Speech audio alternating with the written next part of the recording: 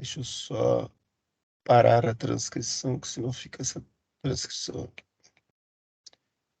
Tudo bem. Então, vamos iniciar hoje, dia 18 de agosto, né, a nossa reunião do grupo de pesquisa. A nossa convidada é a Rafaela, mestranda do PPGN, vai apresentar um pouco da pesquisa dela, da experiência dela, né, agregando aqui no nosso grupo de pesquisa. Aí, nosso grupo é bem informal, Rafa, aí tu se apresenta também para o pessoal te conhecer e tal, e depois da apresentação a gente abre para debate, para pergunta. Ótimo, um prazer então estar aqui com vocês, né, apresentando a minha pesquisa, recém passada aí pela banca, né, aí no mês de julho. Me apresentando, então, eu sou a Rafaela, eu sou natural aqui de Panambi, do interior do estado. Trabalho na empresa Bruning Tecnometal, que é uma indústria metalúrgica. Hoje tem aí 3.500 funcionários, numa cidade pequena, né, Panambi, com 40 mil habitantes. Então, Panambi, apesar de ser aí uma cidade pequena no interior do estado, é considerado o terceiro polo metal mecânico do estado do Rio Grande do Sul. E eu vou colocar a apresentação aqui para vocês, mas o Freitas já falou, e fiquem bem à vontade para fazer perguntas, enfim, interromper, ou se eu estiver indo muito rápido, muito devagar, então pode me sinalizar também.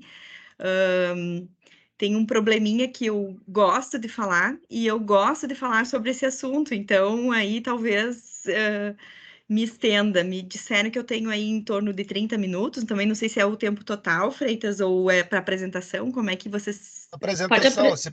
ah, se passar um pouquinho também não tem problema. Tá bem, Tá então. tranquilo. Tá ótimo. Então, vou colocar aqui a apresentação. Esse é o meu tema de pesquisa, então, né? A política de gestão de pessoas como promotora da saúde física e mental no trabalho durante a pandemia. Um estudo de caso da indústria, no caso, é a indústria que eu trabalho. Preparei esses itens para nós conversarmos sobre nesse decorrer desse tempo aqui. E vou contar um pouco para vocês. Queria começar falando um pouco do lugar de onde eu falo, né? Que é a indústria. O contexto da onde surgiu o interesse, então, para pesquisar um pouco mais sobre esse impacto aí, né? A indústria hoje tem uma representatividade muito grande aí no PIB, né, do Brasil. Então, hoje representa aí mais de 20% do PIB brasileiro é oriundo da indústria. E a indústria tem uma capacidade grande de gerar recursos, né, gerar aí retorno para a economia no geral. Então, a gente tem ainda em pesquisas que a cada R$ 1 investido na indústria são gerados aí 2,4 reais na economia geral. E aí, né, insumos, tributos, salários, enfim. Então, a indústria é representativa na economia brasileira.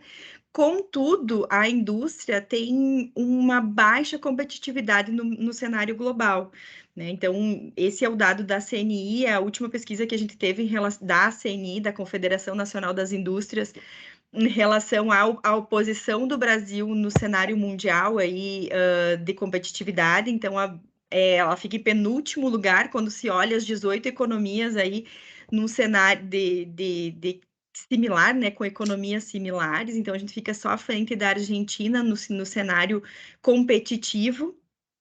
Né? Então, a gente fica atrás de Peru, atrás da Colômbia, bom, sem falar aí nas potências maiores, né? Então, neste mercado é que as indústrias brasileiras estão inseridas, né? Um mercado globalizado, cada vez mais competitivo, onde nós precisamos, então, nesse cenário, gerar aí uma produtividade maior, controle de custo, dinamismo, inovação, sustentabilidade. Esse é o contexto da indústria hoje, né? Puxando aqui para a competitividade. E por outro lado, né, quando a gente olha aí para um cenário de onde vem quem vai gerar toda essa competitividade, ou quem vai mudar essa realidade, que são as pessoas que trabalham na indústria, né? Olhando pelo prisma aí dos empregados.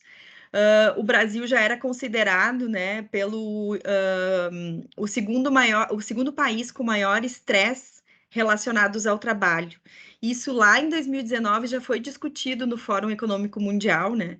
O bem-estar psicológico e a ansiedade como fator de ameaça para a economia global.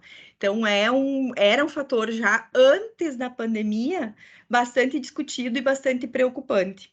E aí, quando em 2019 começa, né, todo o cenário mundial se voltar para essa questão da pandemia, do coronavírus, né, que chegou aqui no Brasil mais fevereiro, março, quando as indústrias começaram a parar mesmo, esse aspecto, e aí vem a pesquisa, né, como isso impactou, né, em que dimensão isso veio para dentro das indústrias.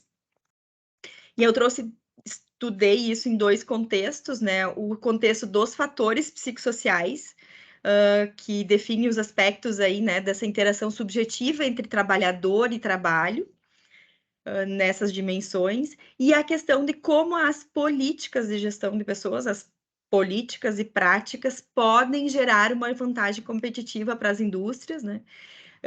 Tentando otimizar aí os recursos humanos, digamos assim, né? As principais ferramentas, as principais armas que as indústrias têm, que é o conhecimento que as pessoas conduzem.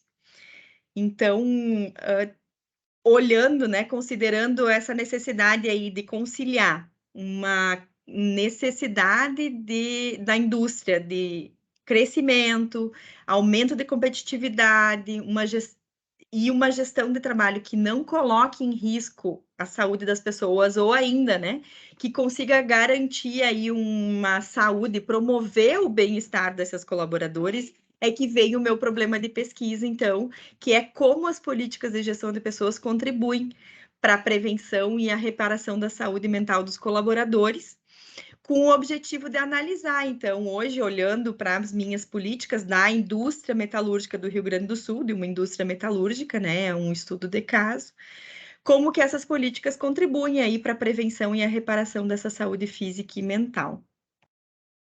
Tinha 3 objetivos específicos com essa pesquisa, que era identificar, então, as principais necessidades dos colaboradores no que tange à saúde física e mental neste contexto vivido aí na pandemia de 2020 até 2022, compreender as práticas de gestão de pessoas voltadas para essa questão de saúde física e mental adotada pela indústria e conseguir propor, né, já que era um mestrado profissional, né, a ideia era propor, então, para essa indústria ou revisão, ou ampliação, enfim, né, adequação de políticas visando essa contribuição aí para a saúde física e mental dos colaboradores.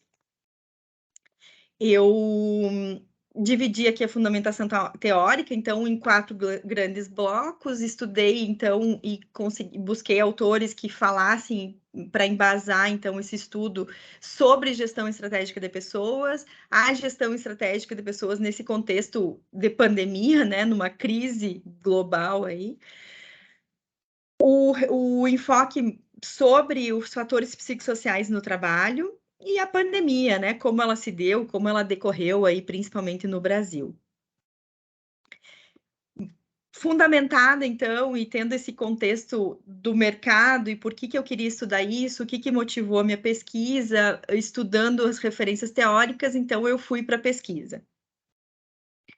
Qual que foi o meu campo? Então, é a indústria metalúrgica, é uma indústria metalúrgica de grande porte. Hoje nós somos sistemistas de montadoras, nós não temos um produto próprio. Isso também tem um impacto aí sobre o público, né? Sobre os colaboradores, não ter um produto próprio e estar aí num contexto de sistemista. Nós atuamos hoje no segmento agrícola, rodoviário, automotivo e de construções, então, de grandes montadoras, nós fornecemos peças para grandes montadoras desses segmentos. E estamos localizados no interior do estado do Rio Grande do Sul. Por que essa Por que foi possível, então, também usar esse campo de pesquisa? Porque a empresa é uma empresa consolidada, ela tem 75 anos de atuação, já tem práticas e políticas bastante sólidas de gestão de pessoas, nós somos certificados e temos o selo da GPTW, estamos no ranking das melhores empresas para se trabalhar no Rio Grande do Sul desde 2018, então já consecutiva aí nessa certificação. E nós já tínhamos desenvolvido na empresa um projeto piloto lá em 2017 sobre mensuração dos fatores psicossociais relacionados ao trabalho. Então, também já tinha um certo conhecimento interno, uma certa predisposição a entendimento desses fatores aqui na empresa. E, obviamente, né, porque eu, como pesquisadora, eu também faço parte aí, né, do grupo gerencial desta indústria na área de RH.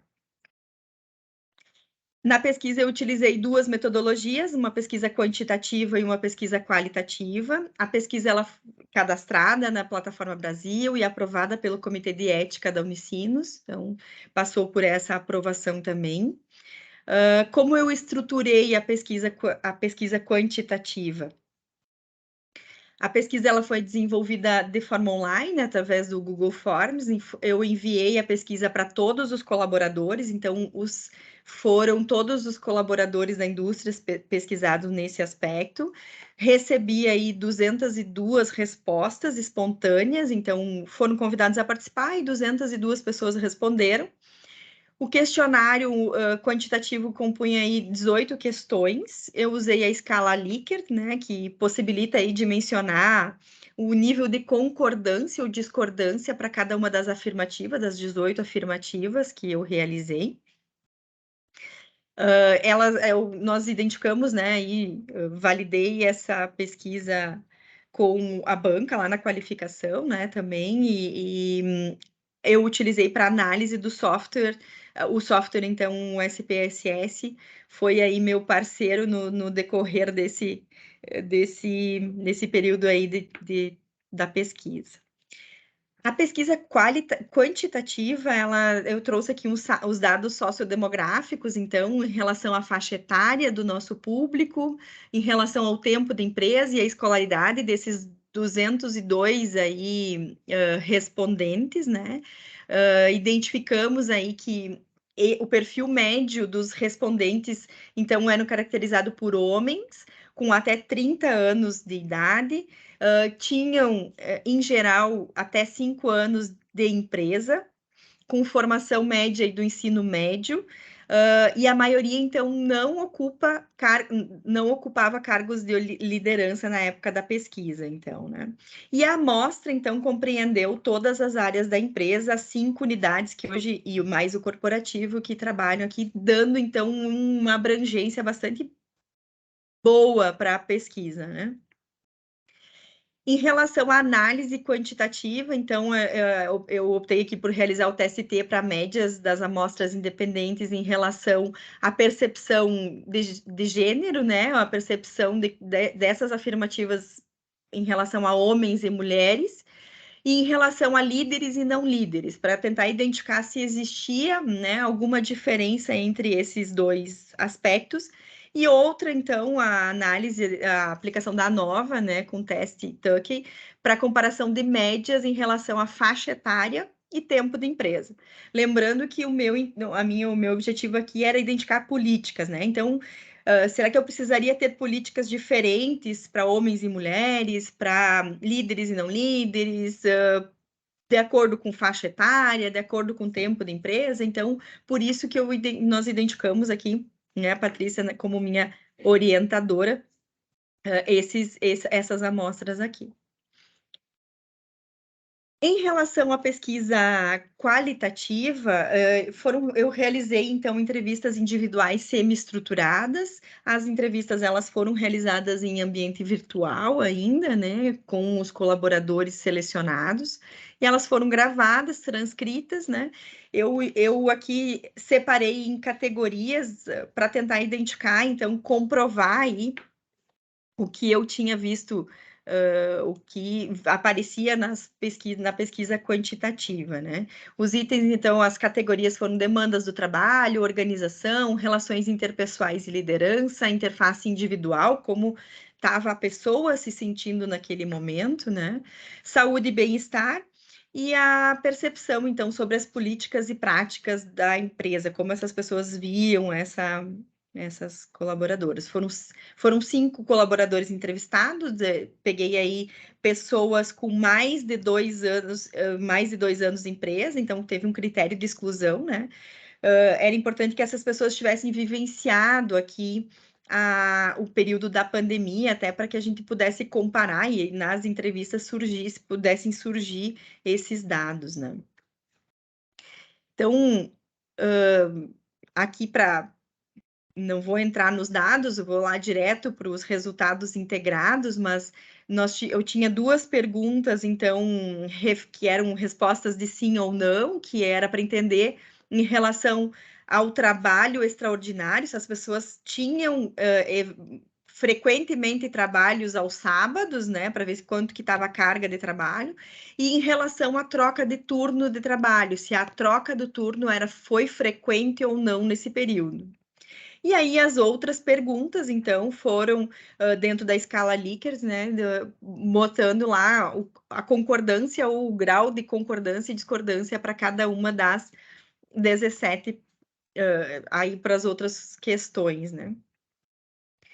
Então, como eu comentei antes, né, eu fiz a análise do TST aí por gênero, por hierarquia, né, os que eram líderes e não líderes, tempo de empresa e faixa etária. Então, esses foram foram as análises quantitativas realizadas e que nos deram subsídio para os resultados integrados. Como resultado integrado aqui da pesquisa quantitativa e qualitativa, né, eu tentei, na análise, eu pude perceber, então, que a maioria dos entrevistados, né, não teve alteração frequente de turno, aí quase 82%. Isso é importante porque o nosso turno aqui na indústria, ele é diurno ou noturno, né, então a troca entre o turno frequente, ela pode ocasionar também uma geração de estresse para essa pessoa na adaptação, né, do turno de trabalho, tanto na adaptação orgânica quanto na adaptação familiar dessa pessoa. Então, esse é um fator positivo, assim, a maioria das pessoas não teve alteração frequente de turno, então baixa aí um critério, né? Porém, metade dos respondentes relataram que trabalharam no período em horas extraordinárias mais de 2 sábados por mês. Então, considerando aí que em média o mês tem 4 sábados, as pessoas trabalharam aí, não tinham 2 dias consecutivos de repouso, né? E o que pode vir a gerar aí uma situação também, né, de estresse, enfim, saúde física e mental, né? Lembrando esse tema. Ainda que 64% consideraram ter tempo suficiente para as atividades, então talvez já estivessem aí as pessoas colocando já esse turno a mais, né, dentro do seu horário normal de trabalho. 69% das pessoas afirmaram que conseguem realizar atividades planejadas para o dia, porém, entre os gestores, né, houve uma concordância aí de somente 7% para essa afirmativa, enquanto os não líderes concordaram totalmente 22% dos não líderes concordaram com essa afirmativa. Então, aqui nos alerta, já traz um alerta, né? Aqui da carga horária do líder, né? Então, se eu não estou conseguindo realizar todas as atividades planejadas para o meu dia e tem uma diferença grande entre a resposta de líderes e não líderes, a gente precisa dar talvez um enfoque maior aí.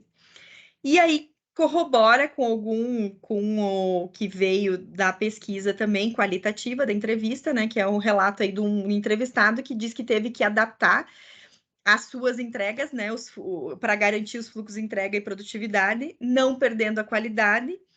Teve a questão do escritório passar para a sala de casa, então aqui já sinaliza também uma mudança na forma de trabalho para o home office, né? Que foi uma mudança bastante abrupta, porque não teve um tempo para adaptação, assim, a pessoa teve que ir para casa e aprender a também lidar com isso, né? Com uma carga horária aí de 14 a 16 horas de trabalho por dia, né? Então a gente percebe que existem relatos de uma sobrecarga de atividade aqui também, né? Isso aqui nos chamou atenção em relação à carga horária. Em relação, aqui um outro dado também, 41%, 41,9% das mulheres afirmaram que se sentem mais cansadas ultimamente. Enquanto entre os homens, essa afirmativa foi só, não só, né, porque ainda 20% é bastante alto número, mas em relação às mulheres, né, os homens aí relataram 19,5% dos homens fizeram a mesma afirmativa de se sentirem mais cansados ultimamente.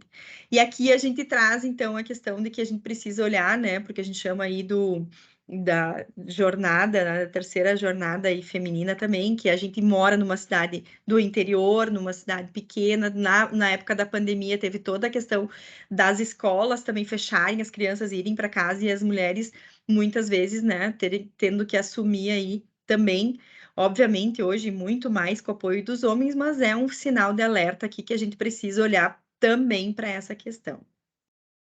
19% das mulheres afirmaram ter dificuldade para descansar e relaxar, e 17,30% dos homens fizeram a mesma afirmativa.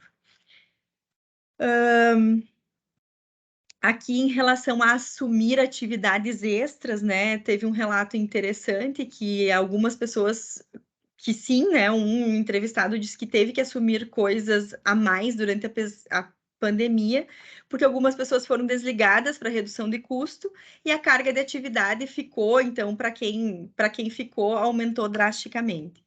Nós, na indústria, precisamos fazer uma adequação do quadro de pessoas lá na época da pandemia, e aí, de fato, né, quem ficou teve que assumiu mais atividades e veio isso claramente aqui nas entrevistas.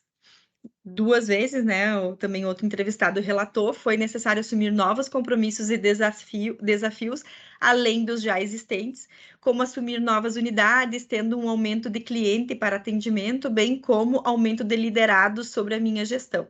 Então, de novo, aqui, uma característica dos líderes, né, bastante forte em relação a assumir mais coisas, mais áreas, mais clientes. Ainda aqui, né, em relação à percepção de justiça, dados gerais apresentam índices, os dados gerais apresentaram índices de concordância acima dos 50% em relação à percepção de justiça, valorização, respeito e possibilidade de crescimento profissional. Contudo, identifica-se uma diferença de quase 10 pontos percentuais na concordância das colaboradoras mulheres, que também chamou atenção, né, de novo, em relação ao gênero, o quanto os gestores estão conseguindo trabalhar a questão da inclusão e da valorização do trabalho feminino aqui, né? Então, também nos chamou atenção aqui, lembrando de novo esse critério, né? Sempre gosto de reforçar o cenário, o contexto da indústria, onde não é muito comum hoje, né? Ainda existe um percentual pequeno de mulheres trabalhando nas indústrias. A valorização é evidenciada de maneira que a média de resposta entre líderes e não líderes, aqui houve uma diferença de 0,5, né? Por ser uma diferença aí entre líderes e não líderes.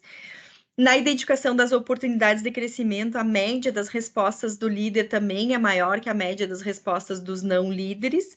Então, aqui nos chamou a atenção também que o líder consegue enxergar mais oportunidades de crescimento do que aqueles que não são líderes. E 27,2% dos respondentes concordam totalmente com a afirmativa que considera satisfatório o equilíbrio entre vida pessoal e trabalho. E 12,4% discordam parcialmente dessa afirmativa. Sinaliza aqui, então, que pode haver um desequilíbrio aqui, né, entre vida pessoal e trabalho a ser considerado. 40% dos respondentes afirmam se sentir confortáveis em procurar a área social. Aqui um outro aspecto, né? Hoje a gente tem um atendimento psicossocial, aí só estou trazendo aqui os resumos, né? mas existe uma área de atendimento psicossocial na empresa hoje para aquelas pessoas que precisarem de um direcionamento. Nós não fizemos atendimento psicológico, mas fizemos encaminhamento para a rede, caso isso seja necessário. Identificamos que 40% das pessoas hoje se sentem confortáveis em procurar essa ajuda psicossocial para atendimento, né, com assistente social. Por outro lado, mais de 10% ainda discordam desta afirmativa, mostrando que ainda existe talvez algum receio em procurar ajuda. Talvez aqui, né, por uma questão também do preconceito que a gente tem, né, em relação a doenças mentais, né? Hoje, ainda dentro dessa discriminação aí que a gente tenta combater. 57,4% dos respondentes líderes concordam totalmente que se sentem confortáveis em propor novas formas de realizar as atividades diárias, enquanto 41% dos não líderes concordam totalmente com essa afirmativa. Então, até de certa forma, né, os líderes estão mais confortáveis em propor do que os não líderes, né, do que as suas equipes, até o que, quando a gente vai para o próximo ponto que nos chamou a atenção, né, 44% dos líderes concordam totalmente que se sentem confortável em expor opinião e emoção, aqui, né, voltando, puxando muito para emoção, percentual menor do que os não líderes, né, de 52% para a mesma afirmativa. Então, era como, na minha interpretação aqui, né, desse resultado, o líder, ele se sente confortável em propor formas e atividades no que tange à operacionalização, mas ele não se sente tão confortável em expor suas opiniões e emoções. Né? Enquanto nos não líderes é o contrário, eu até exponho mais minhas opiniões e minhas emoções, mas eu não me sinto tão confortável para propor alterações no operacional. Então, aqui um ponto também que a gente pode trabalhar de quanto o líder está aberto a tratar as suas emoções, né? 12,96% dos líderes concordam totalmente com a afirmação sobre a percepção satisfatória de equilíbrio entre vida pessoal e trabalho. E ainda quase 20%, né, 18,5%, discordam parcialmente dessa afirmativa. Quando eu comparo isso com os não líderes, a percepção de equilíbrio entre vida pessoal e trabalho, né, é de mais de 30%. E 10% aí discorda totalmente. Então, existe aqui sim um desequilíbrio, né, entre as atividades do líder que precisa ser olhada, né? O líder está se sentindo mais sobrecarregado, com mais atividades, com menos tempo para o lazer, e também tem aí um ponto importante, né, que é a questão dele não se sentir à vontade para expor isso, as suas opiniões e emoções, como a gente viu lá no anterior. Já em relação à faixa etária e o tempo de empresa, os dados foram bem homogêneos, né, demonstrando aí que existe uma uniformidade entre os respondentes, né, de diferentes idades ou de diferentes experiências dentro da empresa. E 61,9% dos entrevistados concordam totalmente que a empresa adotou as políticas necessárias para garantir a saúde dos funcionários lá durante a pandemia. Bom, olhando toda essa pesquisa quantitativa, qualitativa, fazendo essas correlações nos resultados, né, de forma integrada, identifiquei aqui 3 pontos, né, bastante claros para que de oportunidades de melhoria das políticas da empresa. 3 grandes pilares, um em relação à liderança, e quando eu falo em relação à liderança, também abrem 2 viés. Primeiro, né, na questão do trabalho do líder em si, na questão de olhar para a atividade, para a demanda dos trabalhos, da função de líder, rever os níveis hierárquicos e a estrutura do número de pessoas por líder, que isso não foi feito e isso ficou depois da pandemia, talvez desequilibrado, né?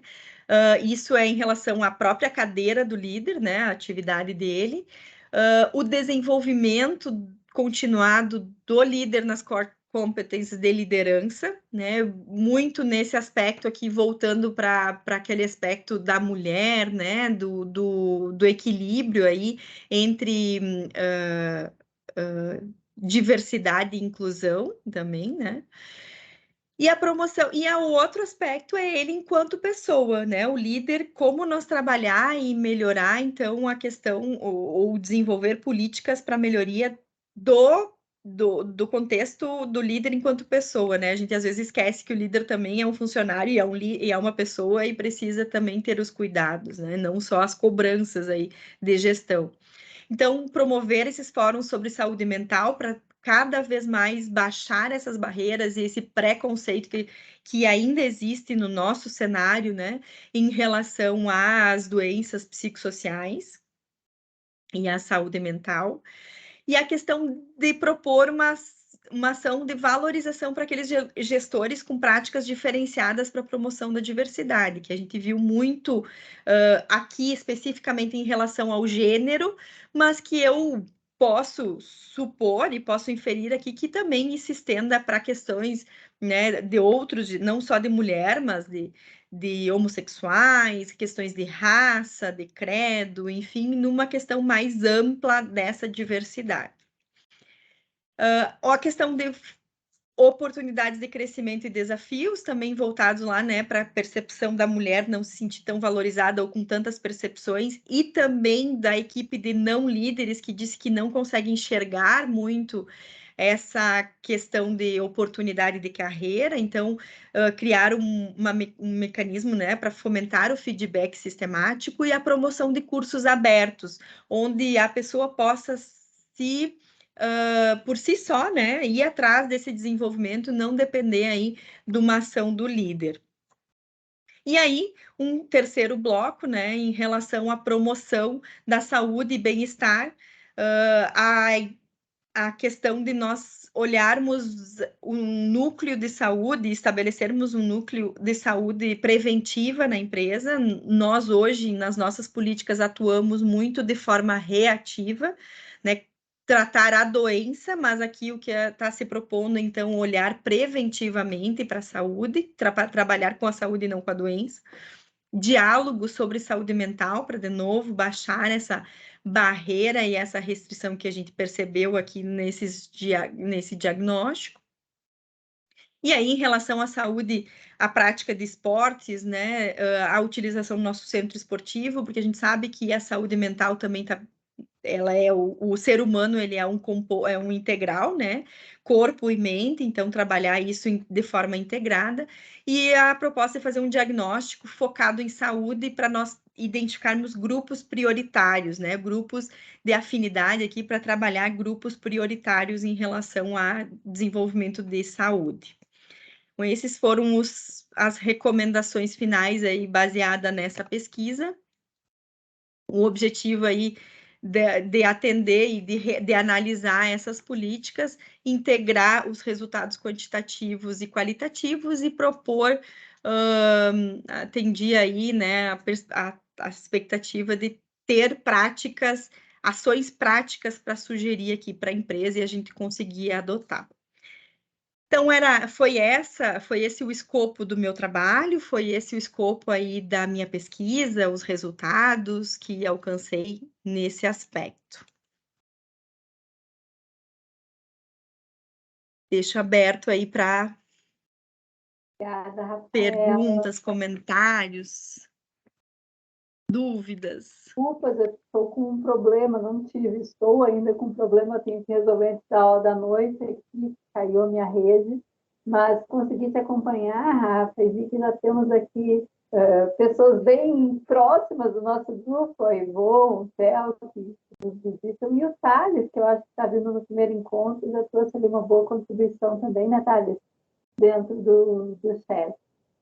Então, dando um oi de novo, eu sei que o Pedro já fez essa abertura, né? Eu faço as palavras da Rafa de colocarmos em discussão o tema, né?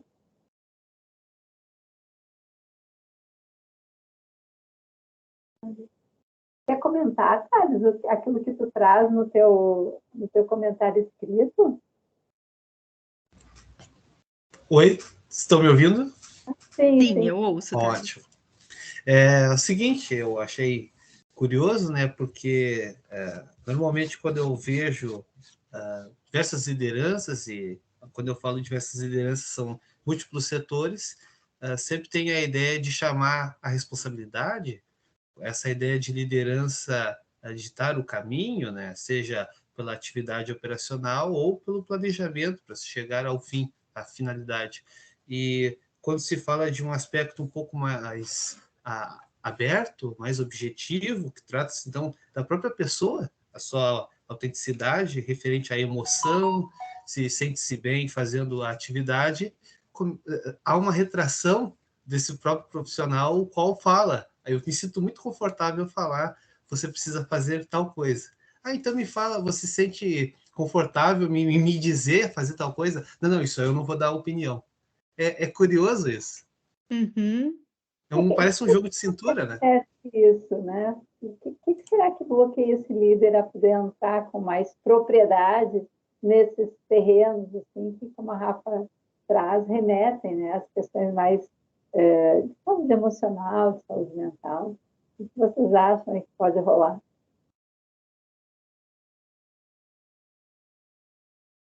Qual é a tua ideia, Rafaela? Então, eu estava na indústria, eu acho que por muito tempo se trabalhou o conceito de separar, né, a vida privada da vida organizacional, separar o trabalho do particular, e eu acho que se criou aí um conceito de que assim, eu tô aqui para trabalhar o operacional, né? Não me sinto confortável em dar minha opinião ou me expor de certa forma. O que a gente vem trabalhando para quebrar, né, esse ciclo aí, porque o ser humano, ele é um ser humano completo e traz toda essa sua bagagem. Então, não existe o certo e o errado também, né? Então, às vezes a pessoa precisa só de uma opinião mesmo, nem que seja errada, mas assim, precisa só conversar, né? Então, eu acho que tem muito a ver com a cultura da forma que chegamos até aqui, né? Na indústria, principalmente falando, né? Eu acho que, para além da indústria, assim, eu acho que, como sociedade, a gente vivenciou a insustentabilidade desse paradigma à medida que a gente teve que aproximar casa e trabalho, né? A vida dentro da pandemia nos jogou para essa realidade, mostrando o lado bom, mas também os lados difíceis desse processo, né? Então, isso deixa de ser uma pauta proforme na mesa dos gestores, dos líderes, que tem que dar conta do desenvolvimento integral das pessoas. Isso. E passa também a provocá-los. Um dado que aparece ali na pesquisa da Rafaela, e que eu acho que vale a pena a gente olhar com mais atenção, é justamente o próprio desamparo das lideranças em relação à sua própria condição de saúde mental, né?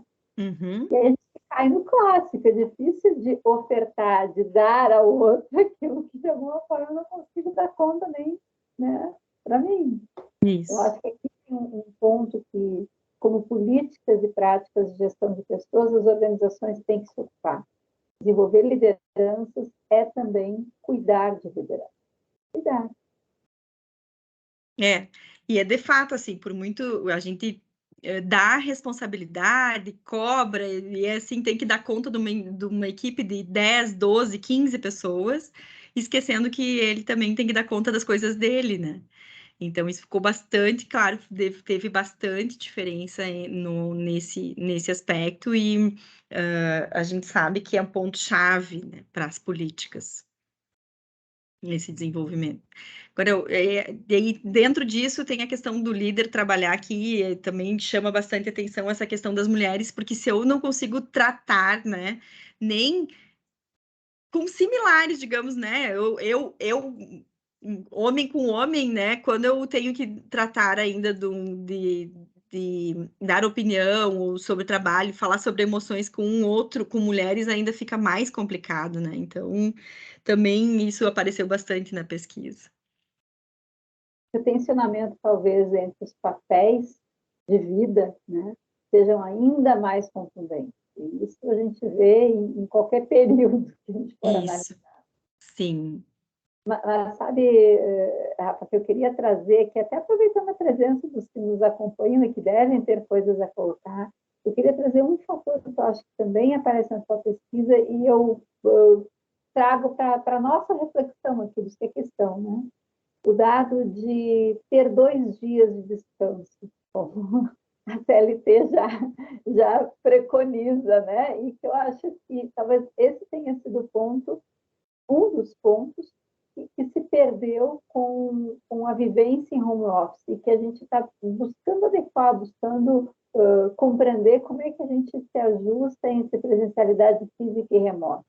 E aí me ocorreu de perguntar aqui para vocês, a minha resposta não é muito bonita, então não vou nem falar agora, né?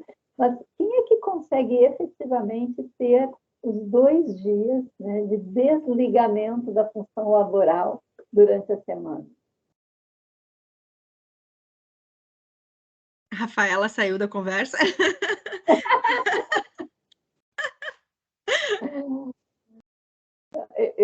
Eu trago isso porque, aproximando, né, a importância dessa pesquisa, desse estudo, para a gente pensar a transformação prática, começa por a gente, né?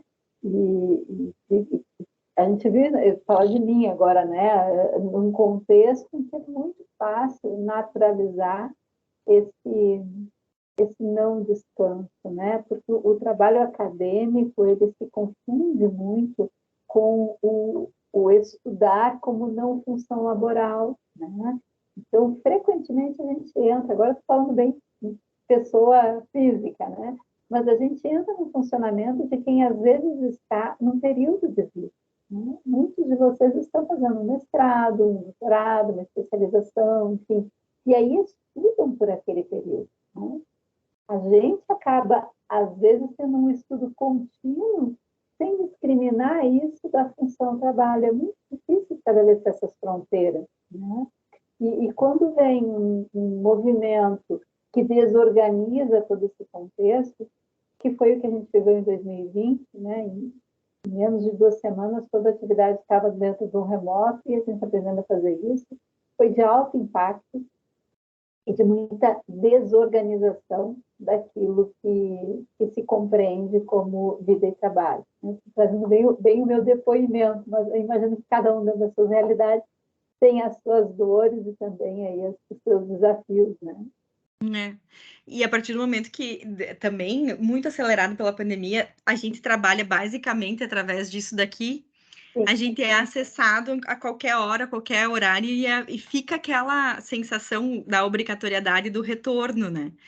Então, isso também colabora aí para esse processo, né?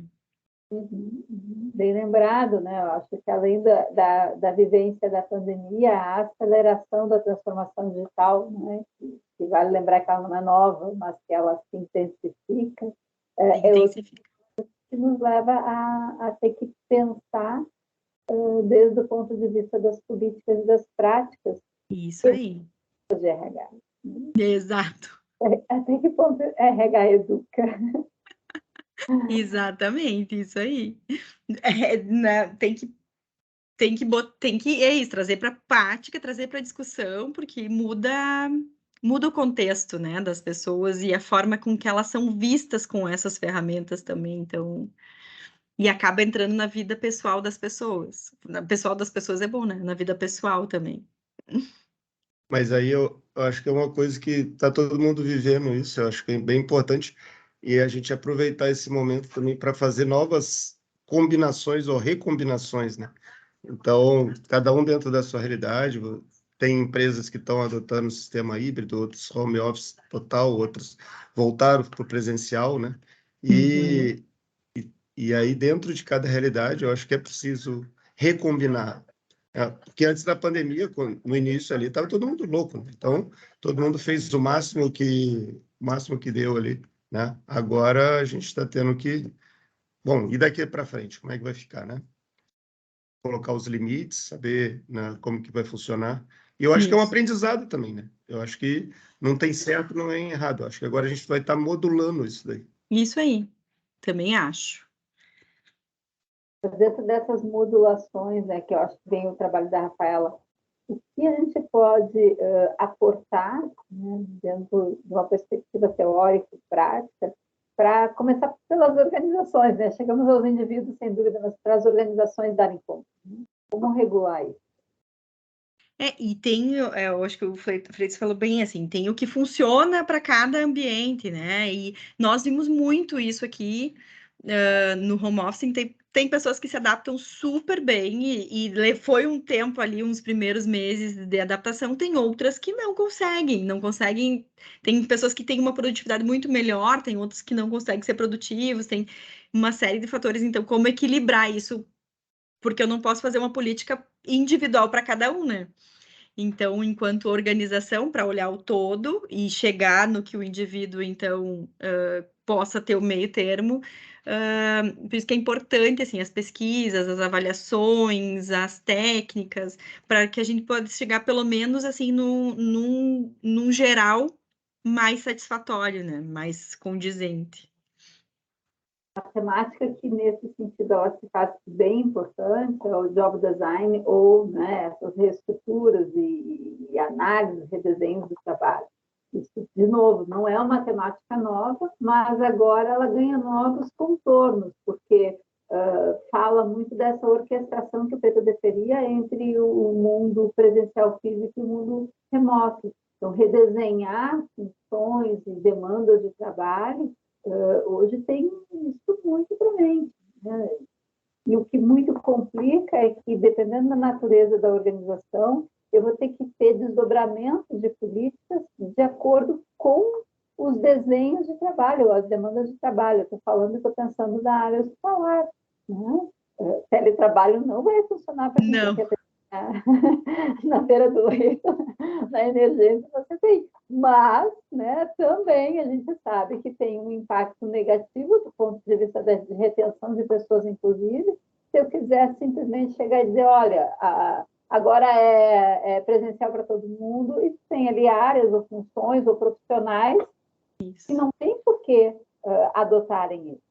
A maneira com que a organização vai combinar, comunicar, né, descrever essas políticas orientadoras dos diferentes locos de trabalho, é um super trabalhão aí para quem está na linha de frente. E aí voltamos para a primeira conversa, que foi o papel do líder, né? E aí é toda uma adaptação do gestor para trabalhar de novo com uma equipe talvez híbrida, com uma equipe à distância, que também ele não estava preparado, e apesar de não ser novidade para muitas empresas, para a grande maioria foi uma novidade, e para muitos líderes está sendo, né?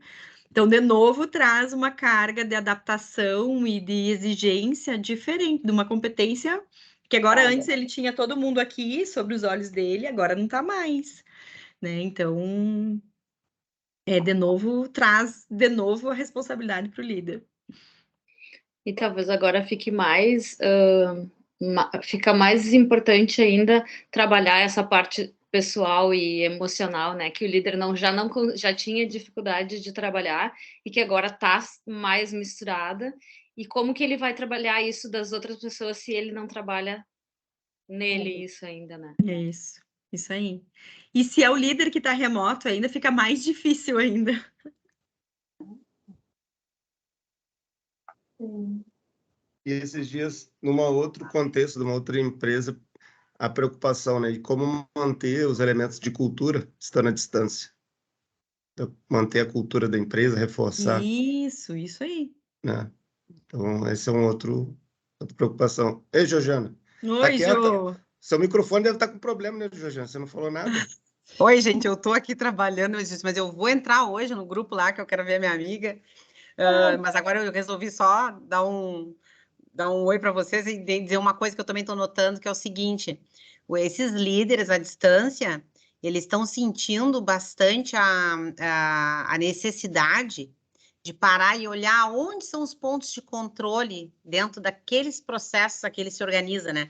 Vamos imaginar, às vezes eu estou numa liderança e eu tenho várias frentes importantes dentro do meu trabalho, e cada frente dessas tem funcionários que estão tocando atividades, mas que eu também tenho que ver uma forma de enxergar e visualizar isso dentro de uma rotina semanal. Então, como é que eu faço isso, né? Semanalmente, como é que eu visualizo esses pontos de controle? Então, eu vejo que as empresas elas estão fazendo esforços para mapear muito essas visualizações gerenciais, entender o que para organizar essa rotina desse gestor, até para sobrar tempo para ele também cuidar do lado emocional, entendeu? E às vezes tu olha para o líder, ele está meio perdido, porque ele está lá distante, mas ele não sabe o que ele tem que gerenciar, ele não sabe como é que ele cobra, como é que ele vê aquilo, né? Então, isso eu tenho visto bastante, assim, acontecendo. O desenho da própria função gerencial. Muda totalmente o contexto, né, dele. E, de fato, assim, tem que dar a ferramenta adequada, porque nem todos vão conseguir se auto-organizar nesse processo, né? Então, essa ajuda e a padronização com uma política para isso, né, Ju? Acho que é bem importante. As empresas têm que se mexer, sim, para esse aspecto, né? Aí, né, também eu observo que tem um outro problemão acontecendo. É lógico que as políticas deveriam estar sendo priorizadas, mas em função também de muito estabelecimento econômico, muitas das organizações estão tendo que reorganizar tarefas com o menor número de pessoas, e aí dá o efeito contrário até. Esses líderes acabam tendo que abraçar mais coisas, ou mesmo até a equipe, né, dimensionada menor, tem que abraçar mais coisas, e essas demandas que a Rafaela aponta vão lá para o final da fila. Não é assim? Isso aí. Outra coisa que eu queria, assim, discutindo, trocar com vocês, que também o volume de profissionais para as atividades, eu não sei se as empresas, que algumas empresas estão chegando para nós e estão desligando pessoas. E aí, por quê? Porque estão começando a se dar conta que muitas pessoas arrumando, organizando a sua sequência de... não precisariam. Então, hoje eu ouvi, ao meio-dia, estava almoçando com uma cliente, tá? E eu escutei uma seguinte frase, a pessoa me disse, foram 75 pessoas desligadas. E aí eles falaram que de uma área específica, ela foi um volume grande, assim. E aí, sabe o que ela me disse? Tu acredita que ninguém estava sentindo falta? Não sentiu falta, assim, pelo volume? Então, quanto a coisa da gestão estava muito, sabe, solta, assim. Então, eles se organizaram mais e aí viram isso, né? Então, em épocas de... panorama. Espero que Desculpa, isso Thales, pode não... falar. Espero que isso não vire rotina. Isso é muito triste. Então, é um panorama, mas às vezes são processos de rearranjo por sustentabilidade econômica. E já que a gente está falando nisso, estamos num grupo de pesquisa, eu acho que não é um tema que a gente pode passar batido, né? A própria universidade está vivendo isso, e tem uma dor enorme nesse processo como um todo, né? E posso assegurar que não foi o caso de a gente está com áreas improdutivas e vamos diminuir, né? Não foi, não sabe se está na mídia. Os programas que estão sendo descontinuados sempre foram programas de alta importância e alta relevância para a universidade. São programas, muitos deles, com notas altas na casa, né?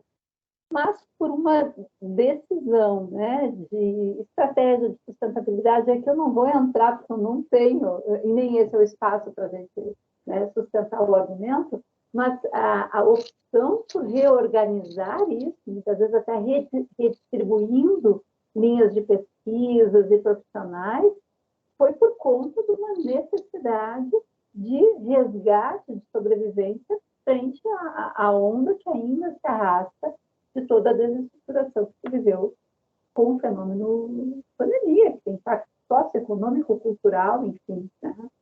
Então, o que eu quero trazer é que são realidades muito duras, né? Redundantemente falando, realidades muito reais estão aqui, né, no portão de casa, e que todo mundo sente, e que falar sobre saúde mental nesse momento tem uma importância futura, porque, como o estudo da Rafaela aponta, a gente tem que reorganizar políticas, né? Mas tem uma necessidade premente. Enquanto a gente não consegue um cenário mais leve, mais ideal, mais abundante do ponto de vista econômico, enfim, né? Como que a gente vai passar por isso? Né? Com dores, mas também com um valor que eu acho que tem que está na nossa atitude, né? Que é o valor de cooperação, em qualquer nível. Cooperação. Manter, por exemplo, um grupo de pesquisa como o nosso, nos nossos encontros mensais aqui, que às vezes, né, abrange mais, abrange menos, mas sem dúvida é um ato de cooperação. E ainda mais quando a gente passa por um momento como o nosso, de ter que reorganizar PPGs, né, com muitas dores para todos na universidade, os PPGs que se mantêm redobram o seu compromisso nesse sentido, né? Buscar alternativas, de seguir pesquisando, de seguir agregando pessoas. Enfim, gente, não dá para passar o grupo sem a gente tocar nesse ponto, que é um ponto doído, delicado, mas que tem a ver com o que a Rafaela, por exemplo, traz na sua pesquisa, né? Com a fala da Juliana e com tantas outras. Sim, passa por uma saúde econômica primeiro, né, para se manter. Não tem como fugir disso quando a gente fala de uma organização, né? A Ivone levantou a mão. Fala, Ivone.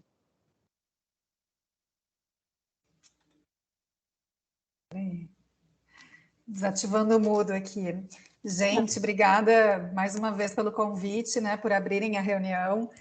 Rafaela, já escrevi ali, parabéns pelo estudo, assim, fico maravilhada de ver, porque a professora Patrícia sabe, eu trabalhei 20 anos na indústria, no SESI, atendia a Bruning na época do Ismael, fiz projetos aí na área da segurança e saúde no trabalho com as empresas do grupo, né?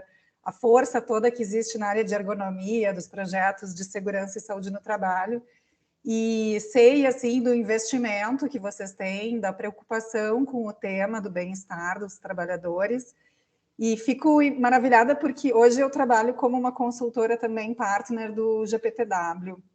E trabalho com a área de saúde mental também, já que atuo nesse processo, e vejo, assim, uma empresa que é certificada já há bastante tempo, que está no ranking, ainda tem as lideranças, né, dedicadas ao tema de encontrar uma nova forma de escuta, porque a tua pesquisa é outro mecanismo de escuta, para além do GPTW, da pesquisa de clima, e vejo, assim, que tu trouxeste pontos que são muito coerentes. Só um minutinho, agora resolveram bater na porta. Tu traz pontos muito coerentes, que é a oportunidade de ainda investir em feedback, né, que está diretamente relacionado em elevar a pontuação de clima também. Ela é completamente... ela influi muito, né, na elevação, né, da pontuação. Então, equipes onde os líderes proporcionam muito feedback, o resultado da pontuação é ainda mais elevado, e tu ainda vê oportunidade de trabalhar nisso.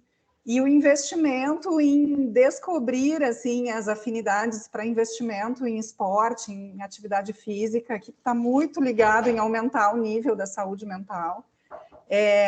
E essa questão que ainda é muito necessária do investimento continuado na consciência das questões de saúde mental, nos fatores protetores, né, não só para os trabalhadores, mas olha quanta oportunidade tem com os líderes. Então, assim, a tua pesquisa é lindíssima, já fiquei louca para ler o artigo inteiro, e parabéns, né, parabéns mesmo. Obrigada, gente. Ai, obrigada, Ivô, bem feliz. Que bom que você lembra de nós aqui, que legal. Fico bem orgulhosa de todo esse trabalho, de verdade, assim, eu completo agora em setembro 15 anos de Bruning, e assim, a gente sabe, a Jo também já trabalhou aqui conosco, né, a gente tem de verdade um compromisso com isso. Obrigada, Ivon, pela referência.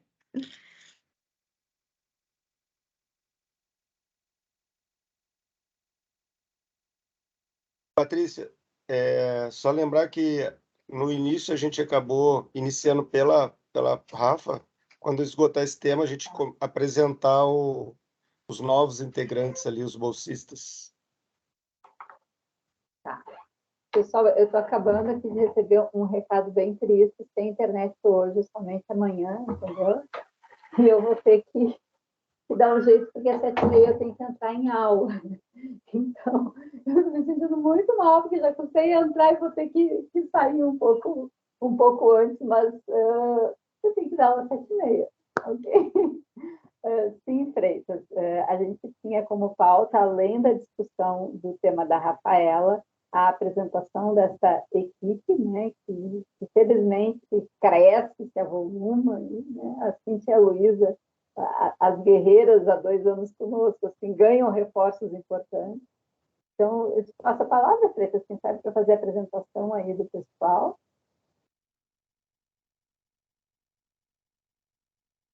Deixa eu abrir o microfone, senão fica difícil.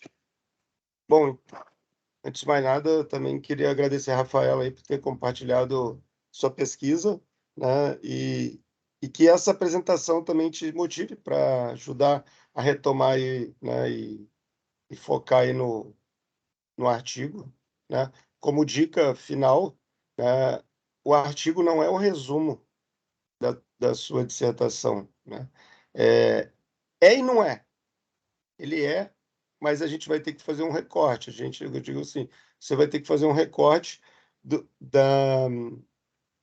dos melhores pontos, né, para você trazer as conclusões. Você tem N caminhos para seguir, né? Você tem N formas de apresentar, né? Então, de repente, procurar, por exemplo, na parte do referencial teórico, né, enxugar um pouco, mesmo que tu não tenha, mas fazer alguns quadros ali, síntese dos temas, etc. O que mais interessa para avaliação são os resultados, tá? Então, proporcionalmente, né, colocar ali sua energia 60% nos resultados, né, do seu trabalho. Você tem ótimos resultados de quali, quant, né? De repente, tentar selecionar algumas tabelas ali com os resultados principais do quant, do quali, e essa parte ali do final, né, onde você traz as contribuições, né, aquilo ali você também pode fazer em quadros. Eu digo quadros ou pequenas sínteses, né? Que aí você ganha espaço, né? No tamanho do artigo, não vai ficar um negócio gigante, né? Embora não tenha uma formatação específica, né? Mas a gente tem procurado adequar ali para ficar já próximo do padrão de uma revista, porque aí depois já fica mais fácil de mandar para uma revista. Mas eu não estou me metendo, isso é coisa da Patrícia, só estou dando dica aí para te ajudar a direcionar, né? Então, parabéns aí pela... Muito obrigada, fico grata. E passando, então, assim, né, para finalmente, né? Então, a partir desse semestre, né, a gente conta aí com mais 3 bolsistas nesse momento, né? Então, temos a Tamires, né? O Gabriel e a Carolina, né? A Cíntia e a Luísa, elas continuam, né? A Luísa se forma no final desse ano, né? A Cíntia continua com a gente mais um pouco, né? E nessa equipe que ela é viva, ela é dinâmica, porque a gente busca estar sempre incorporando pessoas assim que possam ajudar, né? Então a gente está contando aí com a presença da Tamires, né? E ela teve que sair, ela tem aula, né? Ela estava aqui no início. O Gabriel, que é aluno do Gil, né? O curso de administração, e da Carol também, que é aluno do curso de administração. Então, eventualmente vocês recebiam mais mensagens da Luísa, pode ser que agora vocês comecem a receber do Gabriel, da Carolina, da Tamires, etc., né? Que agora a Cíntia é a mentora, né? Ela agora vamos dizer assim, a veterana ali do grupo. Promovida a veterana. Isso aí. Mas só mais para recepcioná-los, né? Dizer que é um prazer estar contando com eles aí e todos se sintam parte do grupo. Eu coloquei o nosso link ali do LinkedIn. Quem ainda não faz parte, fique à vontade de fazer. Se eles quiserem falar, não sei se o Gabriel está ouvindo, a Carolina, não sei se eles quiserem falar ou comentar alguma coisa, também sinta-se à vontade, não sei se estão podendo. Oi, não, eu tô aqui, só Dando um oi a todos. Prazer, sou a Carol. Não consigo ligar a câmera agora, mas muito bom o trabalho, Rafaela. E eu entrei um pouquinho tarde, que eu cheguei tarde da faculdade, mas consegui pegar o finalzinho. Obrigada, Legal. Carol. Só parabenizando aí pelo trabalho, acho que agradecer também a participação, tá aí no grupo com vocês e qualquer coisa estamos aí, tá bom? Obrigada, Gabriel. Umas informações complementares, né, feitas pelos nossos bolsistas. A gente está procurando envolver esse grupo, né, como a gente vai fazer com a Síndica Luiza, tanto em alguns trabalhos mais acadêmicos, que passa, por exemplo, por auxiliar a transformar alguns artigos para publicação, né, a apoiar as pesquisas dos mestrandos e, eventualmente, dos doutorandos para efetivar em alguma publicação do grupo, como também inseri-los em atividades que a gente faz de cunho mais aplicado e prático. Né? Nós estamos trabalhando fortemente no desenvolvimento de líderes da Cefaz, então, eles também participam como apoio, seja na elaboração dos diagnósticos, envolvendo bastante a Síndica Luiza, seja ao longo dos encontros, Tramontina, enfim, outros locais que a gente circula desenvolvendo atividades e que eles têm a oportunidade de participar. Né? No momento, a gente está com bolsas do CNPq, da FAPERGS e também da Unibic, aqui da Unicinos. Né? Então, a nossa responsabilidade com isso aumenta o grupo, mas também aumenta muito a nossa responsabilidade. E nos momentos em que a gente tem o grupo com a participação externa, como é a de hoje, né, isso também não deixa de ser uma prestação de contas do que a gente faz, o trabalho que a gente desenvolve, seja como professor, orientador, pesquisador, para a comunidade. Né? E com isso a gente já deixa o convite para setembro, porque setembro tem mais também. Né? Não falei antes, Rafaela, mas só agradecer, né, a sua pronta disponibilidade aqui, agradecer também todo o empenho em fazer com que esses dados sejam visíveis, úteis, né?